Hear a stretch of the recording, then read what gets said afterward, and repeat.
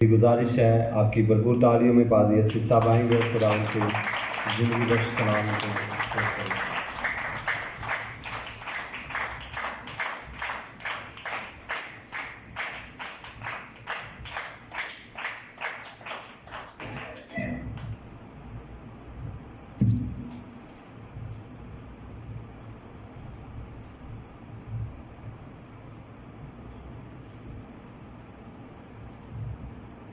Thank you so much तमाम अरकान का, जिन्होंने मुझे एक बार फिर कलाम खुदा की खिदमत के लिए मौका दिया कि मैं आज फिर कलाम खुदा की खिदमत को आपके सामने सर अंजाम दे सकूँ। सो आइए मेरे साथ कलाम खुदा में से निकालिएगा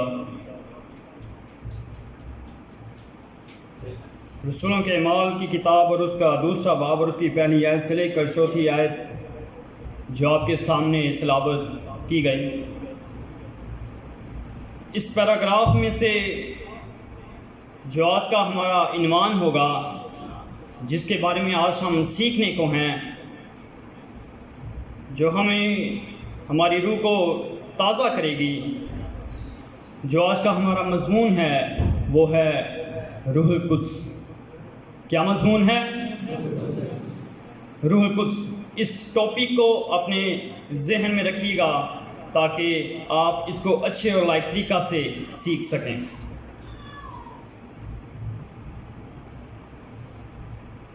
जिस किताब में पैराग्राफ या जो आज का पैसेज लिया गया है, सबसे पहले हमें इस किताब के बारे में और जो इसका राइटर है उसके बारे में इल्म होना बहुत ही ज़रूरी है, ताकि हम इस किताब के बारे में जान सके और इस राइटर के बारे में भी जान सके जिसने इस किताब को अपने हाथों से कलमबंद किया रूहुल कुद्स की हदायत के साथ।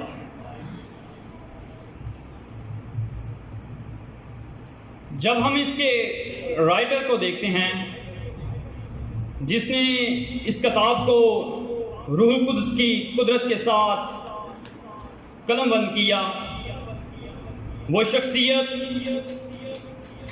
मुकद्दस लूका रसूल हैं। मुकद्दस लूका रसूल इसलिए हैं क्योंकि वो एक तबीब थे, एक डॉक्टर थे, सारे शागिर्दों में से एक पढ़े लिखे, एक नौजवान और एक अच्छे तालीम याफ्ता शख्सियत रखते थे। और इन्होंने अमाल की किताब को ही कलमबंद नहीं किया, बल्कि इन्होंने लूका की अंजील को भी अपने हाथों से रूहुल कुद्स की हदायत के साथ कलमबंद किया। मेरे अज़ीज़ों, अगर रसूलों के अमाल की किताब को कलमबंद ना किया जाता तो हम शागिर्दों की खिदमत के बारे में इल्म नहीं रख सकते थे, हम शागिर्दों की खिदमत को नहीं जान सकते थे। इसलिए हम मुकद्दस लूका रसूल के शुक्रगुजार हैं कि इन्होंने अपने हाथों से रूहुल कुद्स की हिदायत के साथ इस किताब को कलमबंद किया, ताकि हम शागिर्दों की तमाम खिदमत को जो है वो जान सके और उनको पहचान सके कि क्या क्या उन्होंने खिदमत जो है खुदा उनके लिए की, या उन्होंने किस तरह अपनी ज़िंदगी जो है खुदा के रास्ते में सर्फ कर दी। और इसके बाद इस किताब में मसीह खुदावन के जाने के बाद शागिर्दों के अमाल के बारे में भी हमें पता चलता है। जब हम इस किताब को देखते हैं, ये था जिसने इस कलमबंद किया, इस किताब को कलमबंद किया, राइटर का। अब हम इसको सीखेंगे, इस बात को सीखेंगे कि इस किताब के तारुफ को हम सीखेंगे। मेरे अज़ीज़ों, ये किताब तकरीबन 33वीं ईस्वी से लेकर 61 यानी 61 ईस्वी के दरमियान में इस किताब को कलमबंद किया गया। और ये किताब रोम के अंदर कलमबंद की गई। अगर हम इस पूरी किताब के चैप्टर्स को देखें तो ये पूरी किताब के 28 अबवाब, और हम पूरी अगर वर्सेस का मुताला करते हैं, आयात का मुताला करते हैं, तो हमें 1007 आयात इस किताब में मिलती हैं। हमें इस किताब पढ़ने से मालूम होता है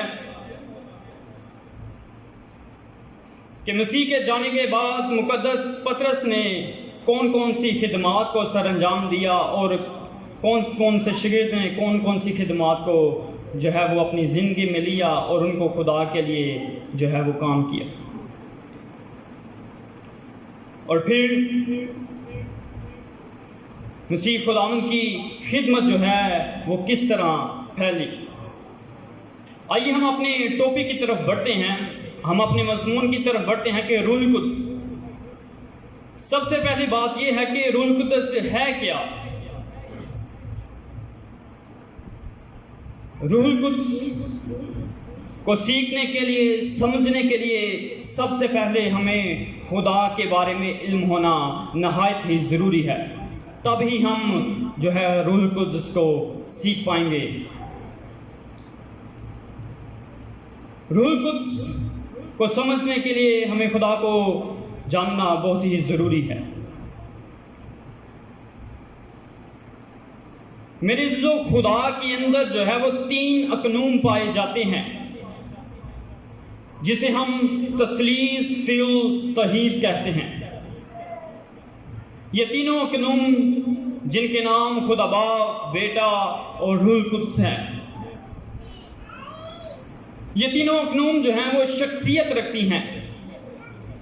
ये जिस्मानी शख्सियत नहीं रखती, बल्कि ये रूहानी शख्सियत रखती हैं। इनका जिस्मानी शख्सियत के साथ कोई तल्लुक नहीं, बल्कि ये रूहानी शख्सियत रखती हैं। जिस तरह बाप काम करता है उसी तरह बेटा काम करता है, जिस तरह बेटा काम करता है उसी तरह रूहुल कुद्स जो है वो काम करता है। आज हम तीनों अकनूम में से जो तीसरे नंबर पर है, यानी रूहुल कुद्स, उसके बारे में सीखेंगे कि रूहुल कुद्स है क्या। जब हम इसको मुख्तलिफ ज़बानों के अंदर देखते हैं, तो मुख्तलिफ ज़बानों के अंदर जब हम इसको यूनानी ज़ुबान का मुताला करते हैं, तो यूनानी ज़ुबान के अंदर जो इसके लिए लफ्ज़ इस्तेमाल हुआ है वो है पारक्लीतो।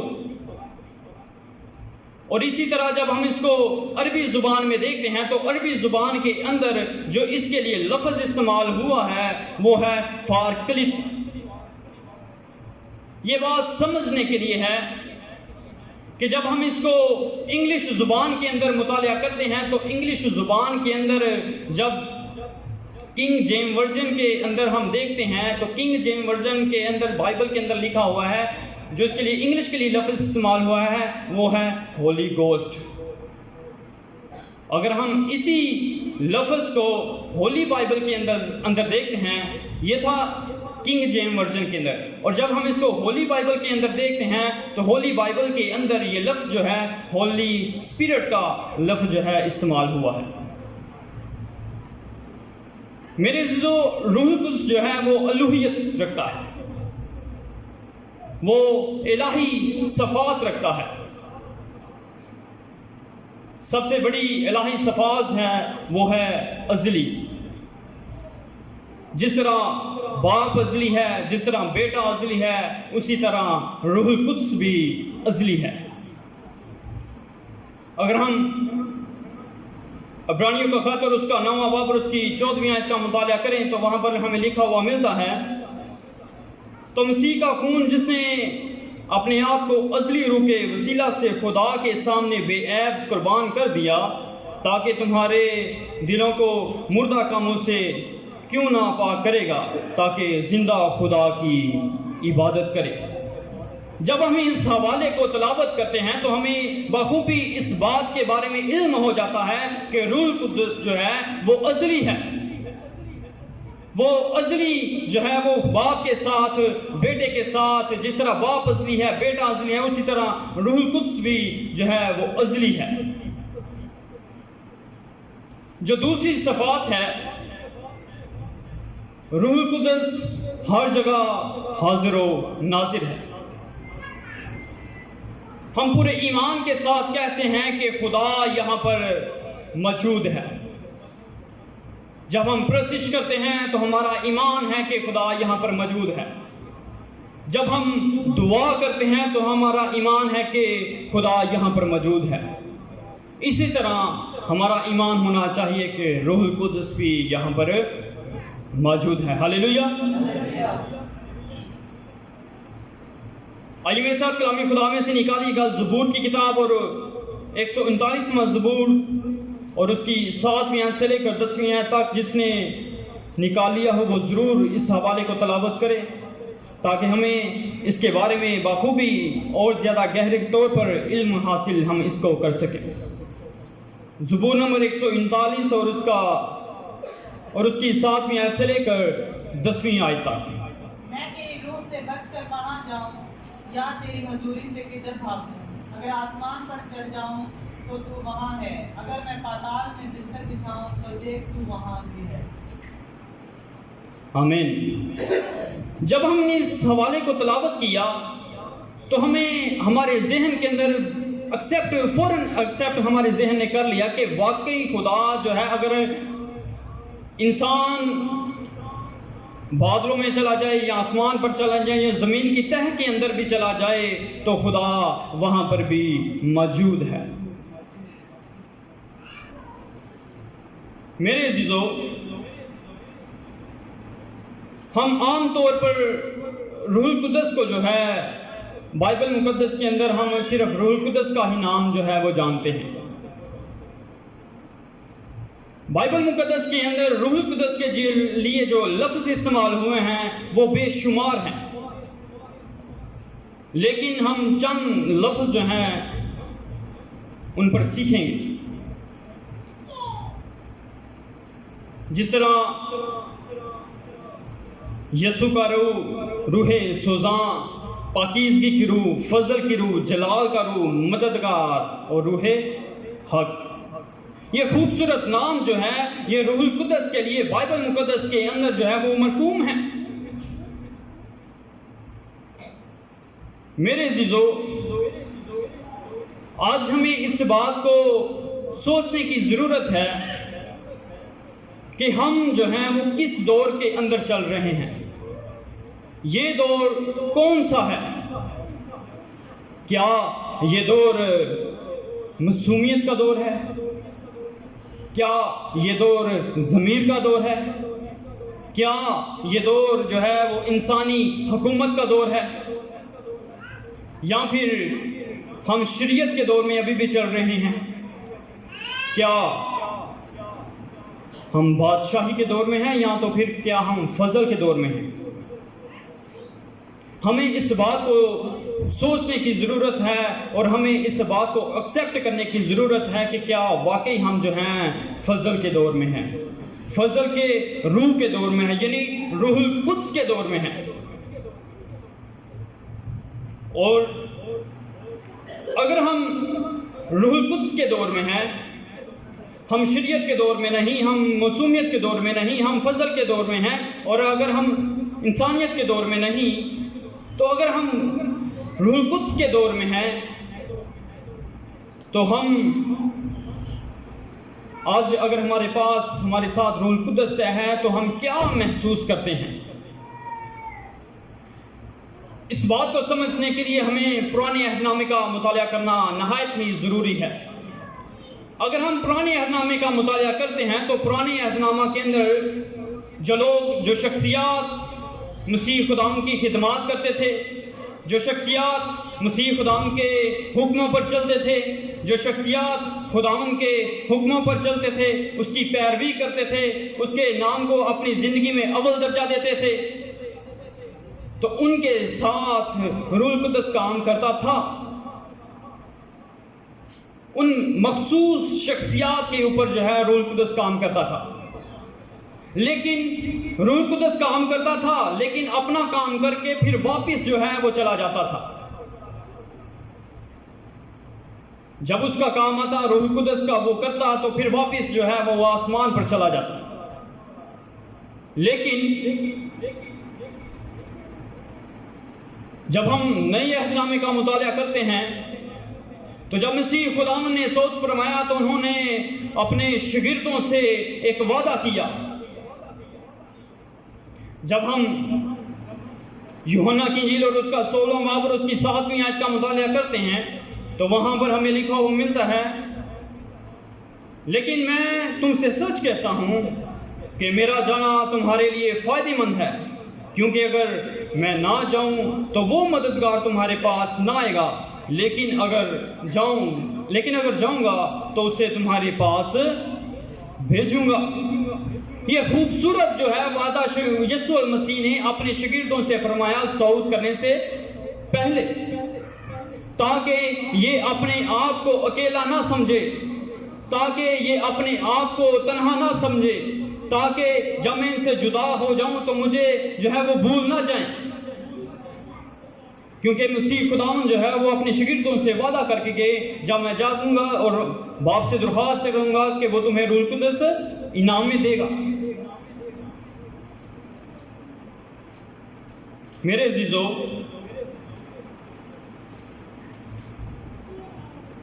जब मसीह खुदावंद ने सौत फरमाया उस वक्त से लेकर जब तक रूह कुद्स उन पर नाज़िल नहीं हुआ उस वक्त तक उन्होंने खिदमत को सरंजाम नहीं दिया। वो एक जगह पर इकट्ठे रहे, उस खुदा की बात को अपने जहन में, अपने दिल में पूरे ईमान के साथ रख कर रहे, ठहरे रहे। लेकिन जब भी रूह कुद्स उन पर नाजिल हुआ तो वो कुव्वत से भर गए। उस वक्त उन्होंने तमाम दुनिया के अंदर जो है वो मसीह की तालीम को फैलाना शुरू कर दिया, ताकि गैरों में भी जाने के मसीह खुदावंद की तालीम जो है वो मोहब्बत की तालीम है। मसीह खुदावंद की तालीम जो है वो अज़ली तालीम है। मसीह खुदावंद की तालीम जो है वो दूसरों को बदलने की तालीम है। मसीह खुदावंद की तालीम जो है वो जिंदगियों को बदलने की कुदरत रखती है। हालेलुया। मेरे अजीजों, जिस तरह रूह कुद्स मसीह खुदावंद के शागिर्दों के साथ था, आज मेरे और आपके भी साथ है। अगर हम चर्च के अंदर कोई भी एक्टिविटी करते हैं, जो लोग खुदा के साथ पाकीज़गी से चलते हैं, जो लोग खुदा के साथ वफादारी के साथ चलते हैं, जो लोग खुदा के साथ ईमानदारी के साथ चलते हैं, रूह कुद्स उनके साथ काम करता है। मेरे अजीजों,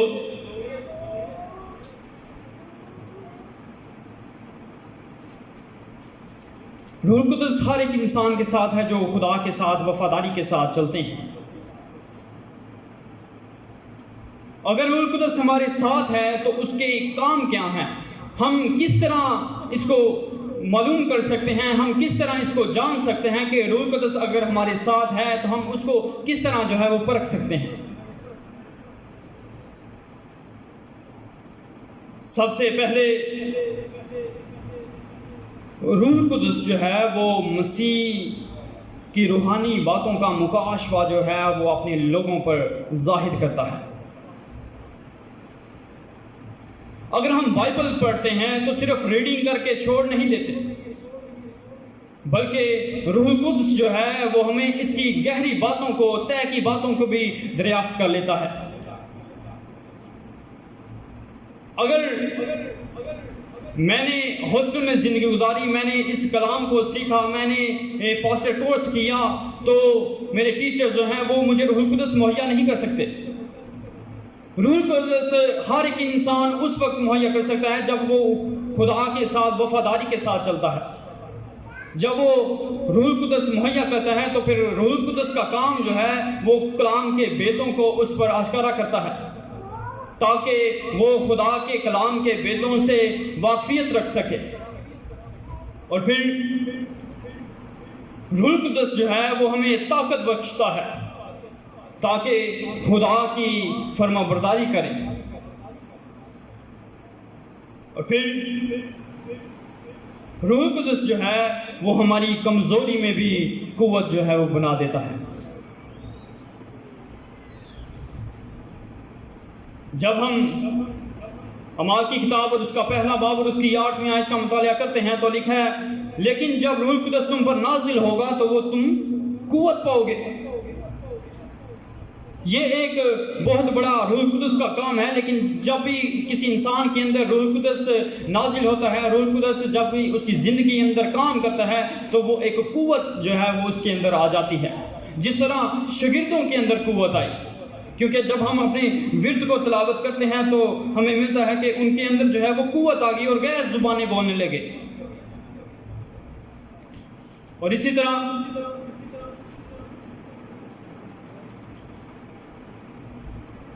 जब हम आगे इसको बढ़ते हैं, आगे लेकर जाते हैं, तो रूह कुदस ईमानदारों की हिदायत करता है कि खुदा की मर्जी के मुताबिक जो है वो दुआ करे। रूह कुदस क्या करता है? रूह कुदस हिदायत करता है ताकि इंसान जो है वो खुदा की मर्जी के मुताबिक दुआ करे। आइए मेरे साथ कलाम खुदा में से निकालिएगा रोमियो के नाम मुकद्दस पौलुस रसूल का खत और उसका 8वां बाब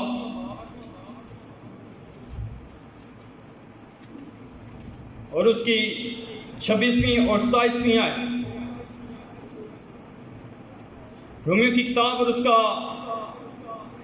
8वां बाब और उसकी 26वीं और 27वीं आयत।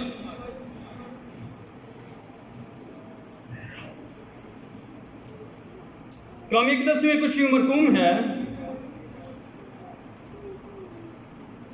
इसी तरह रूह भी हमारी कमज़ोरी में मदद करता है, क्योंकि जिस तरह से हमको दुआ करनी चाहिए हम नहीं करते, हम नहीं जानते, मगर रूह खुद ऐसी आहें भर भर के हमारी शिफायत करता है जिनका बयान नहीं हो सकता। मेरे अज़ीज़ों, जब हम इस हवाले को तलावत करते हैं कि हम नहीं जानते कि हम जो है वो किस तरह दुआ करें, लेकिन रूह कुदस जो है वो हमारी रहनुमाई करता है कि हम जो है वो खुदा के हुजूर किस तरह दुआ करें। और रूह जो है वो हमारी रूह के साथ जो है वो आहें भर भर कर शिफायत करता है। और फिर रूह कुदस हमें कुव्वत देता है कि हम दूसरों को सच्चाई की तालीम दें। आप इस दुनिया में रहते हैं, आप इस बात से बाखूबी वाकिफ़ हैं कि बहुत सारे लोग जो हैं झूठी तालीमात जो हैं वो दूसरों को तक पहुंचा रहे हैं और लोग बहुत सारे गुमराह हो रहे हैं। लेकिन रूह कुदस जो है वो सच्चाई की बात को दूसरों तक पहुंचाता है। रूह कुदस का काम है कि वो दूसरों तक जो है वो सच्चाई की बात को फैलाए। आज मेरे अज़ीज़ों, आज क्या ज़रूरी है? क्या दौलत ज़रूरी है? क्या इज़्ज़त ज़रूरी है? क्या शोहरत ज़रूरी है? क्या घर ज़रूरी है? क्या पैसा ज़रूरी है? या फिर रूह कुदस ज़रूरी है?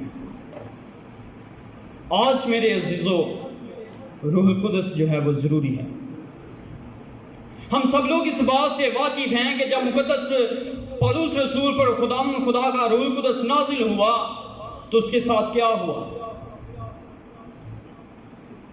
वो शख्स जो दूसरों को, मसीही लोगों को घसीटने वाला था, वो शख्स जो दूसरों को, मसीही लोगों को कैद करने वाला था, वो शख्स जो दूसरों को संसार करने वाला था, जब मसीह खुदा का रूह उस पर नाजिल हुआ तो उसकी जिंदगी जो है वो तब्दील हो गई, क्योंकि रूह ने उसके बदन के अंदर अपने जलाल को जाहिर किया था। वो जो दूसरों को कैद करने वाला था वो खुद जो है वो कैदी बन गया। वो जो दूसरे लोगों को संसार करने वाला था वो खुद जो है वो संसार होने लगा।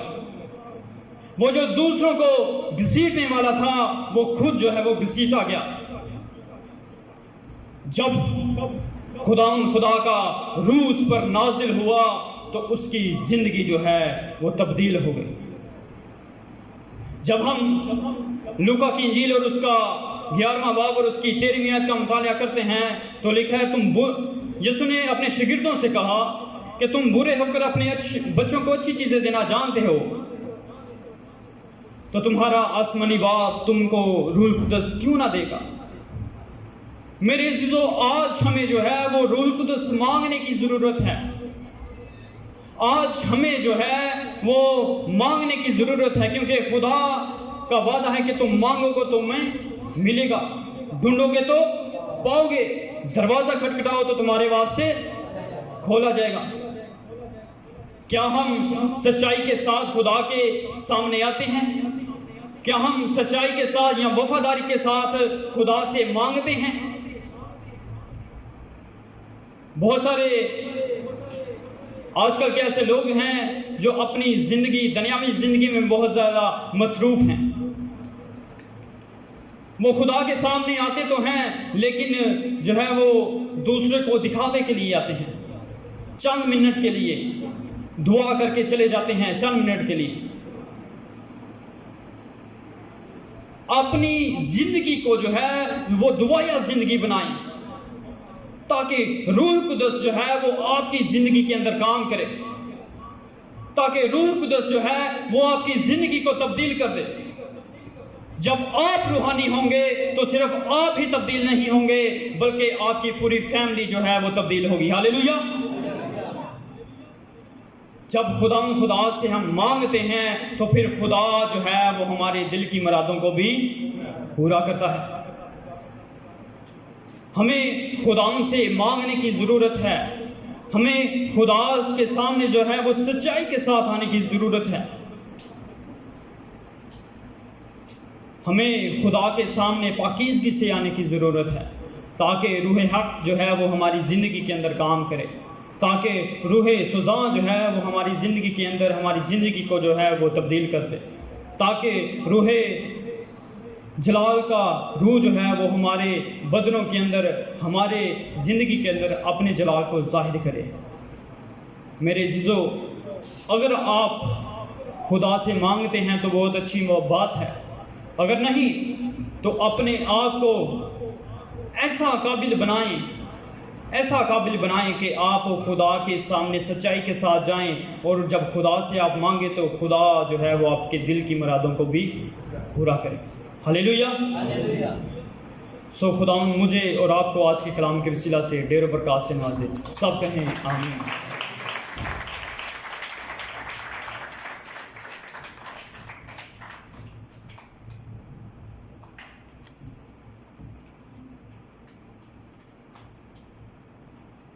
खुदा उनके कलाम के लिए जोरदार क्लैपिंग कीजिएगा।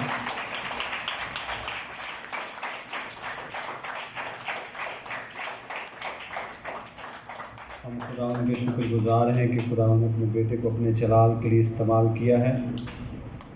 आए मेरे अजीज़ों, हम अपने सरों को झुकाएंगे और दुआ करेंगे आज के कलाम के लिए। सब सर खुदा उनके हुज़ूर झुक जाएं और आज के कलाम के लिए हम दुआ करेंगे। मेरी गुजारिश है भाई फरियाद से कि वो आज के कलाम के लिए दुआ करें।